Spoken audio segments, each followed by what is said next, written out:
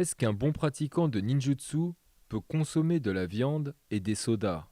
Un ninja qui sait pertinemment que pour être en bonne santé, euh, et pendant une mission, surtout pendant une mission, il ne faut pas avoir d'odeur, il faut pouvoir être endurant, il faut être résistant, il faut être fort, il faut être souple, il faut être rapide, il faut être dynamique, il faut être puissant, il faut être bondissant, il faut être silencieux, il faut être concentré, il faut pouvoir courir et s'arrêter et avoir un battement de cœur qui arrive tranquillement à se calmer.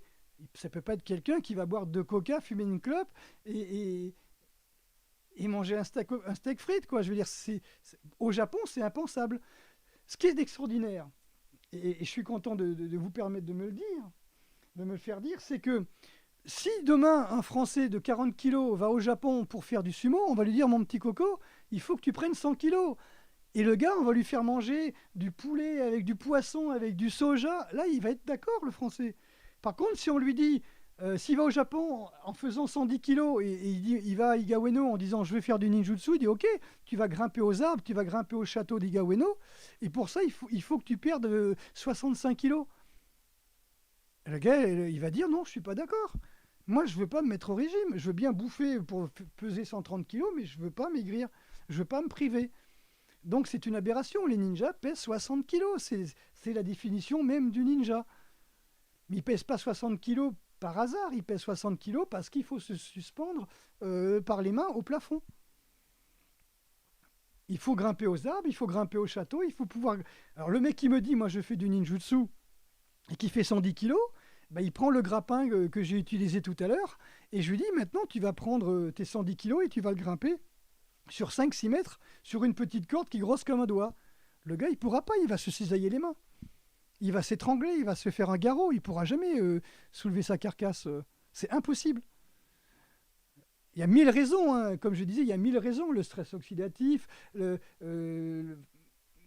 l'hyperperméabilité intestinale, la leucocytose. Il y a mille façons mille raisons de ne pas manger de la viande ou des choses comme ça.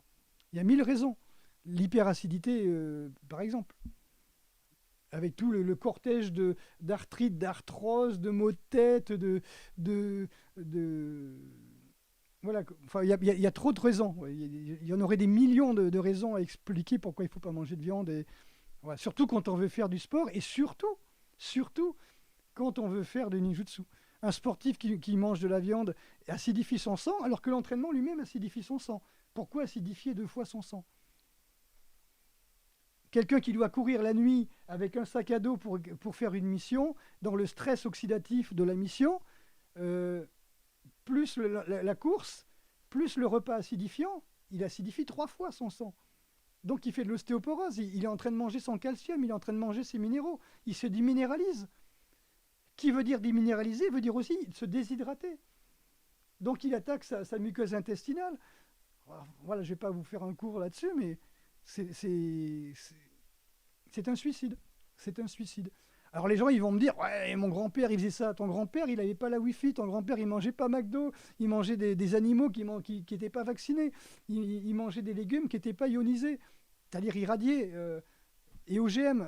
Donc le moule de nos grands-pères, c'est terminé, il n'y en aura plus. Hein. Je pense que des gens qui vont vivre à 98 ans et qui ont commencé à manger Coca et McDo, boire Coca et McDo, ça n'existe pas.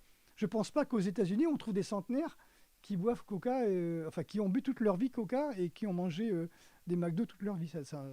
Ça n'existe pas et c'est totalement impossible. À moins d'avoir eu un grand-père ou un père qui s'appelait Hironoda, qui ont un pouvoir, enfin un patrimoine génétique extraordinaire. Je dis bien extraordinaire.